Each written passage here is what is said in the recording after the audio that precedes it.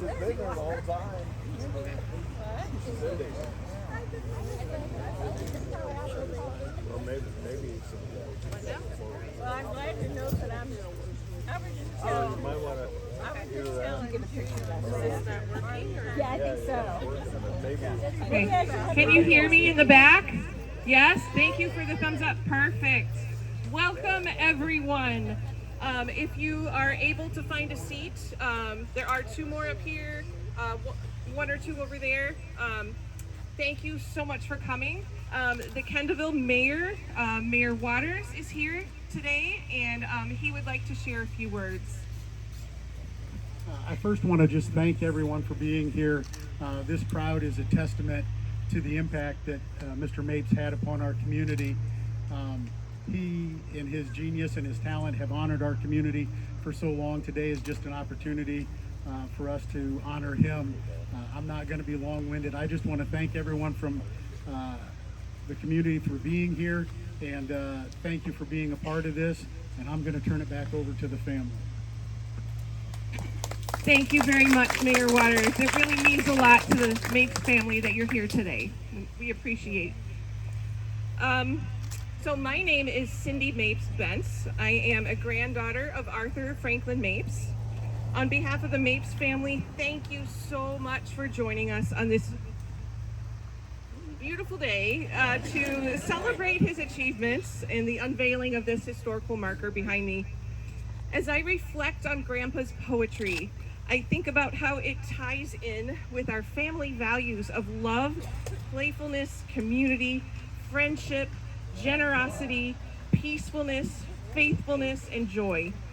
Since Grandpa has been gone since 1986, a lot of our younger kids, they never got a chance to know him. So I would like to share a few things about him that are meaningful to me. In particular, his playfulness, his peacefulness, and his joyfulness. And I remember times when he was playful. I remember sitting with him at the breakfast table with my cousins when I was a little girl, and out of nowhere his hand would slowly start to crawl across the table like a giant spider toward our cereal bowls, and his eyes would just twinkle as we giggled and tried to smash that spider with our tiny hands. And I also remember how peaceful he was. I remember how he would quietly sit outside on the back patio at that house. You can't see it from here. There's a house between here and there, but over on Brillhart Avenue, just a few steps from where we are now, was where they lived.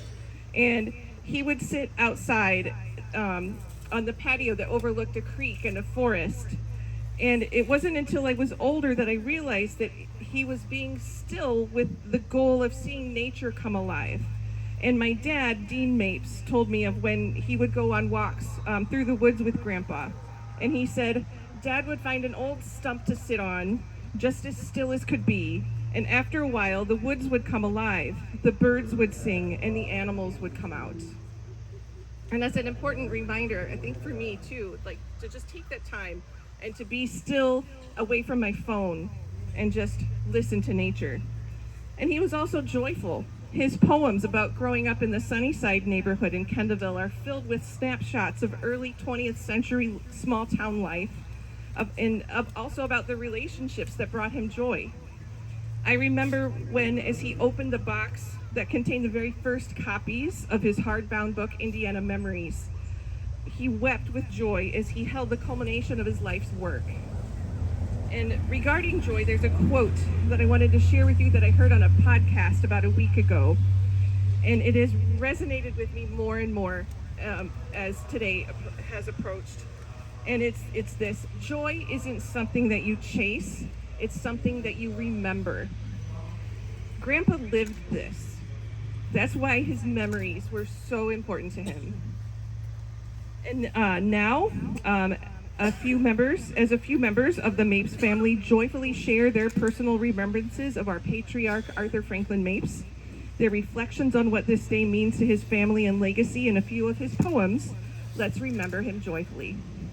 At this time, we welcome some of the many grandchildren of Art and Ruth Mapes, to share Indiana, which was named the official state poem in 1963.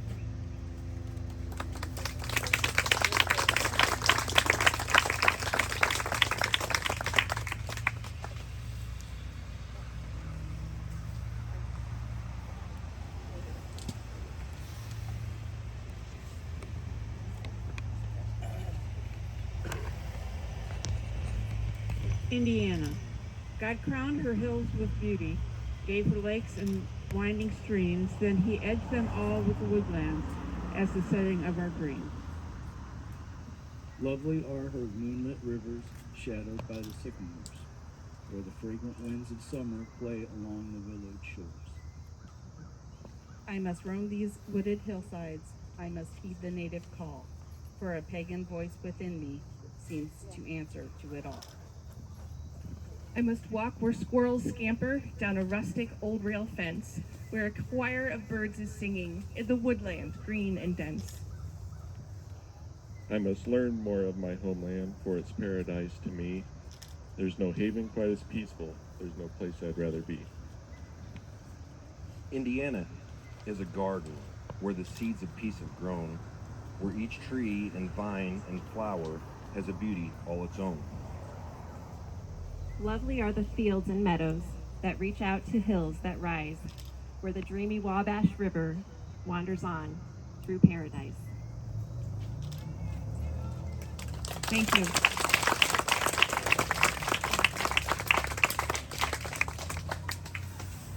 Okay, at this time, I would like to invite my uncle, Howard Mapes, to read a poet's prayer and to share some remembrances. Thank you. Spent a lot of time over here in Mom and Dad moved to Hart over here in my sophomore year of school. And Dad was still working then, and he would come home, and I can remember him just being tired from working 8 hours at Flint's, but he always had time and strength to walk back here. And I can remember after he retired, for a while, I lived with Mom and Dad, and I worked, and when I'd come home from work, Mom would say, "Howard, can you go back and find your dad?" Because he would always wander off and go back there, and sometimes it'd be 2 or 3 hours he'd be back there. So I got to know this trail pretty good, because somewhere along the trail from here all the way over to the duck pond sometimes, he would be sitting there and not doing anything, just watching the birds, watching the squirrels. That was what he enjoyed most in life. And I picked his poem to read because it kind of explains my dad. From his early childhood to before he passed away. And thank you. It's called A Poet's Prayer, and it's one of my favorites.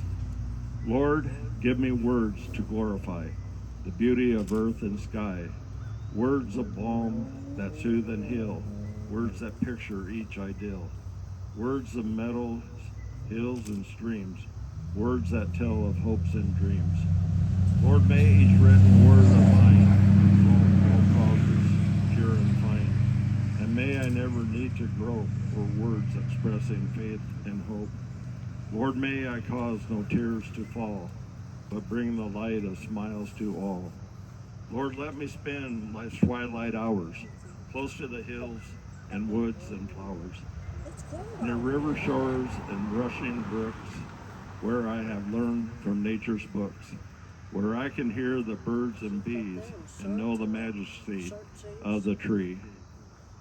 Lord, give me words of praise today for friends I've gained along life's way, who stood by me when hope seemed gone, placed faith in me and beckoned on. May I bring joy to everyone, and through each poem thy will be done. I'd like to thank every one of you for coming today. I've had people tell me that they just can't believe how many people showed up. But it didn't surprise me any because everybody loved my dad. And even years after he's gone, he's still in everyone's memories. And like I said, thank you for coming today, and I'll give it back to Cindy. Thank you so much, Uncle Howard.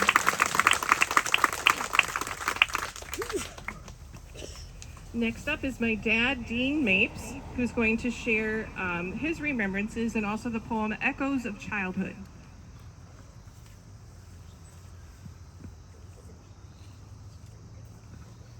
Thank you, daughter.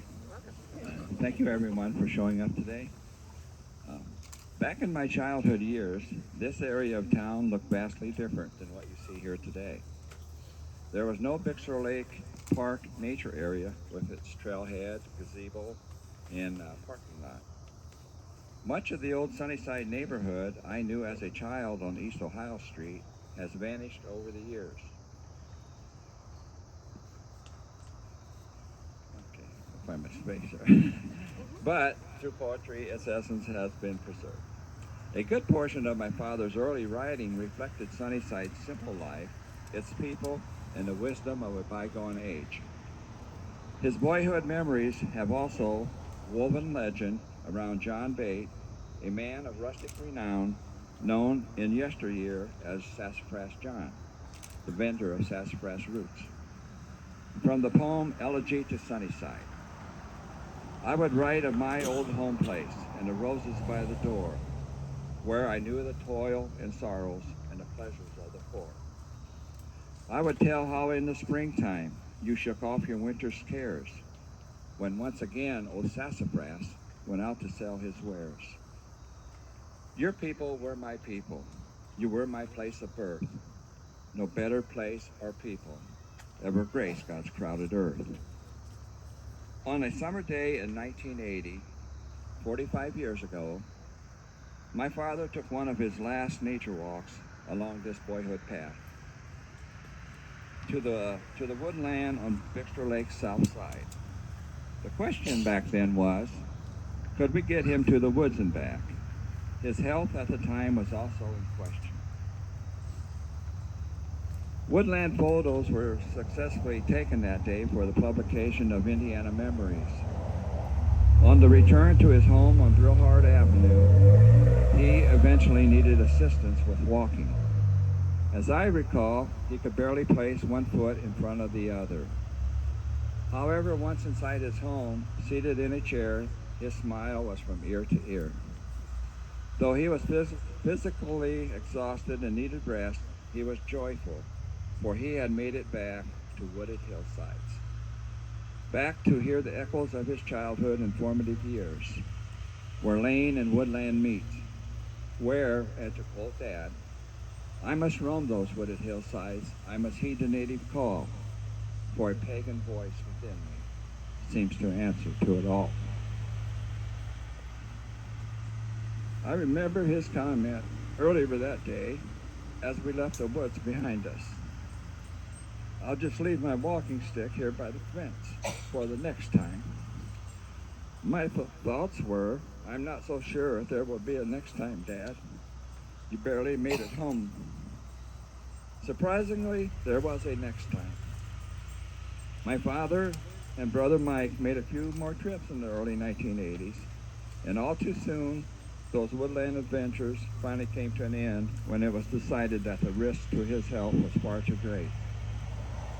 Those treasured memories of the place where lane and woodland meet still linger today. Now the poem Echoes of Childhood. I know a place where lane and woodland meet, where giant trees look upward to the sky, where I, at twilight time, have wandered by an old rail fence adorned with bittersweet. This was a place I loved in boyhood days, when with a can of bait and bamboo pole, I wandered to the shady fishing hole and learned of nature in so many ways. Now in my mind a dream of youth appears, with memories that make my heart rejoice. My past now shouts to me with rising voice. I hear the echoes of my childhood years. Thank you, Dad. Wow, it's not hard to picture, is it? You know, just like this trail was where Grandpa used to walk. Thank you. And next, my Aunt Marilyn Mapes Barrett is going to share some remembrances and also read Grandpa's poem, To a Dead Elm.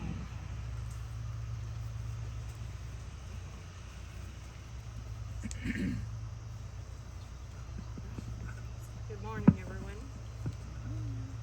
Some of my fondest childhood memories are Sunday afternoon walks in the woods with my two older brothers and our dad.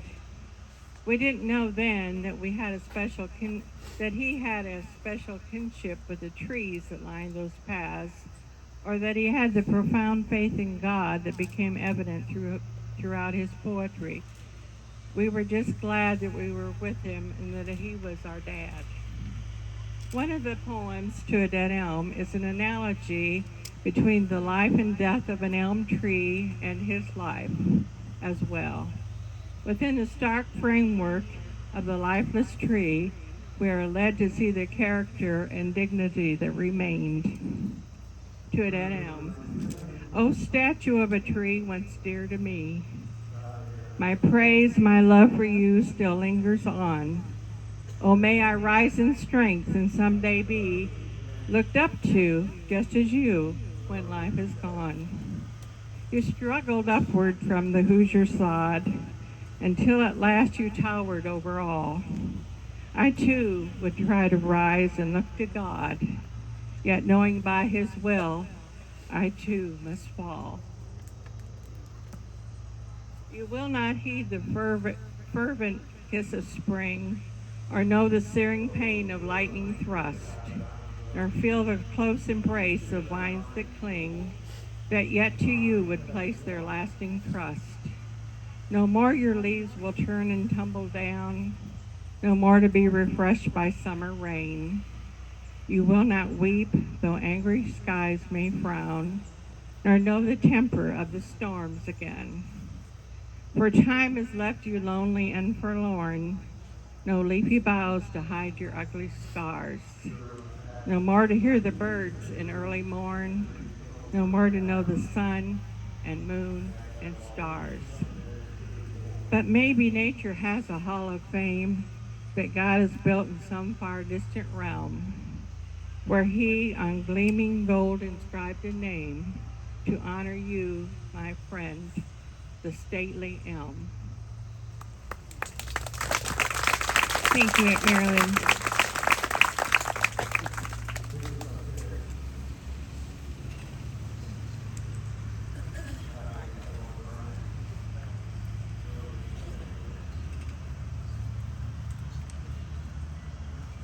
Now my Uncle Mike Mapes is going to come up and say a few words.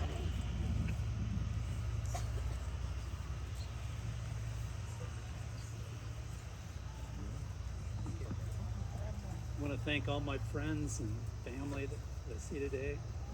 Some of you that I haven't seen for quite a while, and it's just like a big family reunion that is extra special because it not only has, you know, one side of my family, it's got both sides of my family, plus all these friends. So it's very appreciated. Some of you may be asking, why here? Why not put the sign on Main Street beside City Hall, or on Diamond Street by the old Kendallville High School? Or it could be sitting beside the Angling Road where our old home place stood, a place dear to the hearts of my family, as that is where Dad wrote his poem, Indiana. It also could be deep in the heart of Sunnyside's Vine and Lyle Street neighborhood, where Dad was born and raised. But when he wrote in the poem, Indiana, I must roam those wooded hillsides. I must heed the native call. These are the first hillsides he roamed, and this is where his love of nature began. In the same poem he wrote, I must walk where squirrels scamper down a rustic old rail fence. This is where he first watched those squirrels running along the top of an old wooden fence. In his poem, Gone Are the Nights, he wrote, Gone are the nights of long ago when the dogs had the coon on the run, when I would carry the lantern and Dad would carry the gun. And these are those same woods where he and his father, roamed at night and chased those coons. And Echoes of Childhood, he wrote, I know a place where lane and woodland meet, where giant trees look upward at the sky. This was a place I loved in boyhood days and learned of nature in so many ways. This is that place he loved. Dad was 16 in 1929 when the Great Depression began. Times were hard, and he walked these fields and woods, hunting rabbits and squirrels to put food on the family table. He lived in Sunnyside his first 43 years, and then spent 8 years on the England Road, followed by 8 more on North State Street. In 1971, he moved back to his beloved Sunnyside, spending his last 15 years just across the street at Brillhart Avenue. All he had to do was step out his door, and he was back walking in these fields and woods he loved. When I think of him, this is where my mind and heart goes. I can still see him and I walking on these trails. We'd reached this point on our way back and only had to cross Sherman Street and Brillhart Avenue to find my mom waiting at home.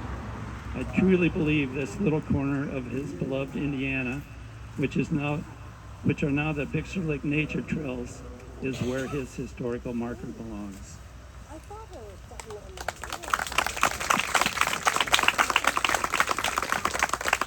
Thank you, Uncle Mike. Next is my Aunt Kay Mapes Mason.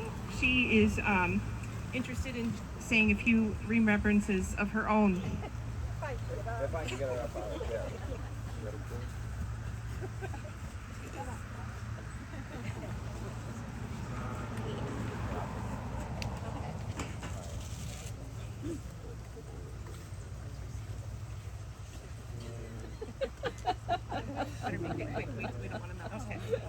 I originally wasn't going to say anything because I'm the shy, quiet one. But I just want to say a few words about my dad. There's no other man on this earth that I love more than my dad. And I can remember him sending us out to play after Mom went to the grocery store so he could sit in the house and write poetry. But we better be back in the house before Mom got home. But that's just the way Dad was. He knew we were okay because there's so many of us, we had to take care of each other. But the boys were the bad ones. They You're still not are. naming any names, I don't think, are you? No, but I have how many here? 3? Remember, you're outnumbered. Yeah, well, I've got some sister-in-laws. So, anyways, that's what I just wanted to say about my dad. He's one of the sweetest, gentlest, and most loving person I ever knew. Thank you. Thank you so much, Aunt Kay. At this time, Angela Mapes Turner, who's my cousin, would like to come and thank a few people. We're almost done. We hopefully will get out here before a big rain, but if it does rain, I was just remembering this morning, one of the first poems I memorized as a kid was my grandpa's poem called There's a Reason, and it starts out, there's a reason why raindrops fall. It's all part of the plan. So, but thank you all on behalf of the Mapes family. Thank you so much for being here today. I'm overwhelmed by the turnout, and I'm just overwhelmed with gratitude for everyone who brought us to this moment. If I forget to thank you and you've played a part, I apologize, because know that from the bottom of our heart, I'm so grateful to all of you. Especially I want to thank the City of Kendallville and the Mayor's Office, the Park and Recreation and Street Departments. They've been a huge help to us. We had help staging this event from the Kendallville Public Library, St. John Lutheran School, East Noble Schools, and Southside Elementary School. We do have some take-home kits from Kendallville Public Library that are for kids. They're poetry kits that kids can take home. I want to point out the wooden sign down here that was recently restored and reinstalled just in time for our celebration with our gratitude to the Noble County Historical Society. They erected an identical sign just across the road over there at Arthur's last home in the late 1970s, shortly after his poet laureate honor. They moved it here following his passing and replaced it in the early 2000s with an identical one. This has long been a special spot for remembering my grandparents, thanks to their thoughtfulness and their devotion to local history.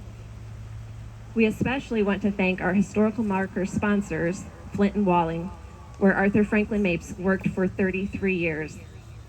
Was the representative from Flint and Walling able to make it today?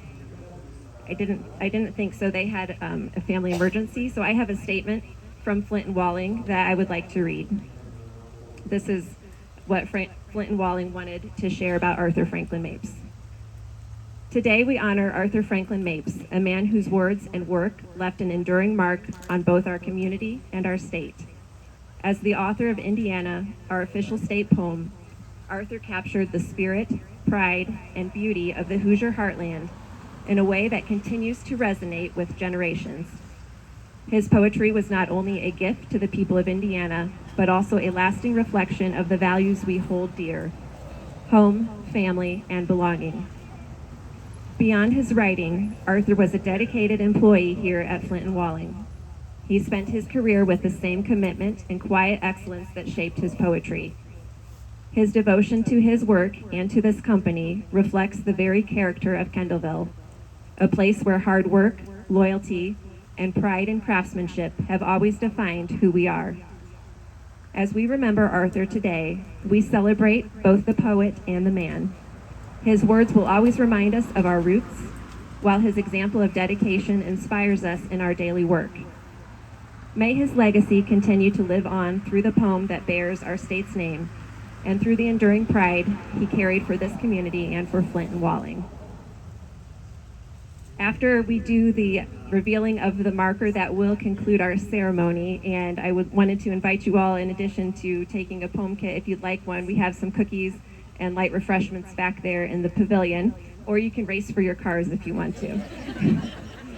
But finally, I would like to extend our sincere gratitude to Casey Pfeiffer and the Indiana Historical Bureau, a division of the Indiana State Library. The rigorous marker application process ensures a high-quality program, but at all times we were guided through the process with professionalism and an eagerness to help. At this time, I would like to thank and welcome Casey Pfeiffer.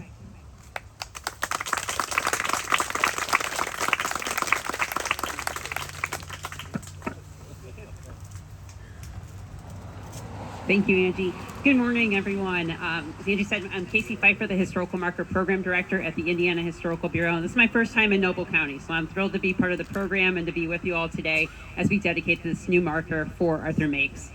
The Indiana Historical Bureau is a division of the State Library, and our mission, as it was 110 years ago when we were first established as our own separate state agency, is to share the rich history of our state.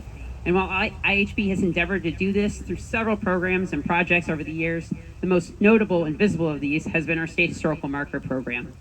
Historical markers have dotted the American landscape for over 100 years. They can be found on city and state right-of-ways and public parks, in front of some of our state's most treasured buildings.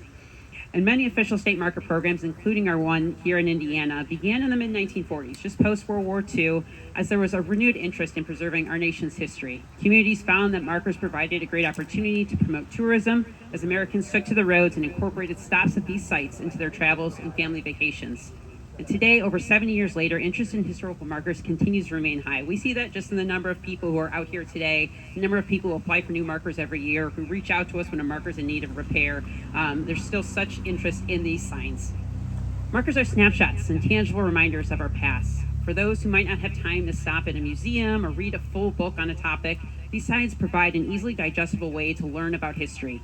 Over just a few sentences, they help to inform and educate us about the people, places, events, and organizations that have helped to shape the history of our state. And they help to return these stories to the landscapes in which they belong. And that last part is so important because oftentimes markers are placed at sites where there is no physical structure or building. So the marker really does help to return that story to that site. Today's new marker commemorating Arthur Mapes is the 8th state historical marker here in Noble County, and it's the first to be installed in over 10 years. It joins a collection of over 775 markers that have been installed in 91 of our 92 counties.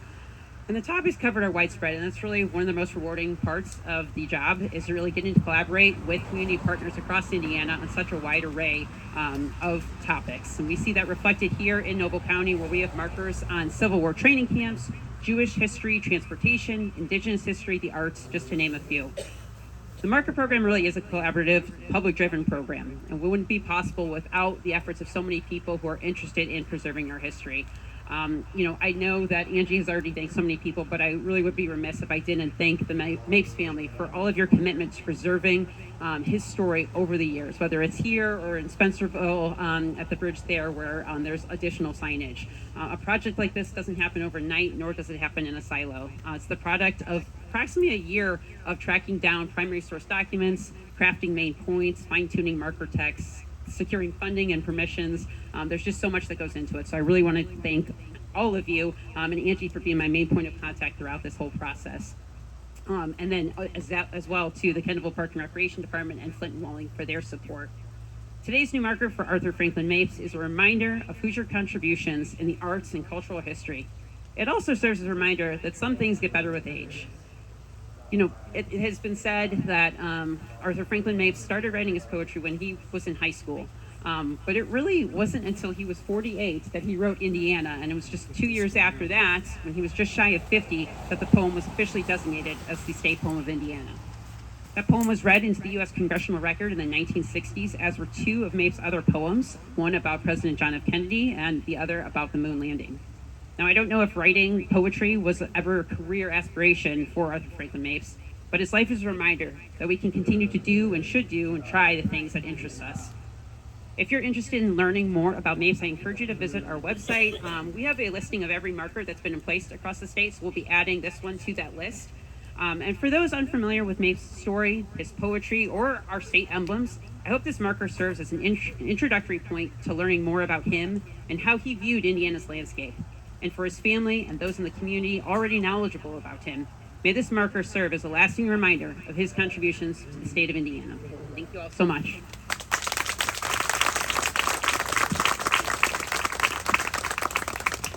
At this time, we welcome the children of Arthur Mapes to help unveil the historical marker.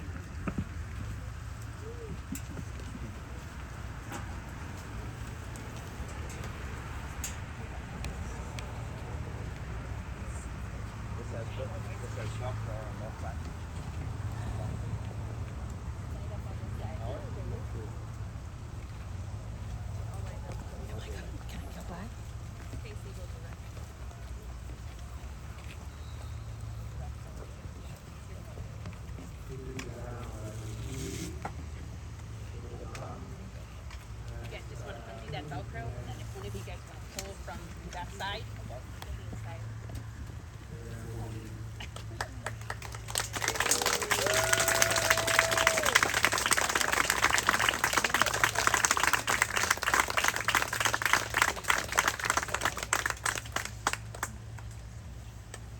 Everyone wants to look here. Look at Shannon.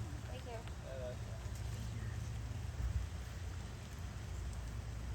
Thank you.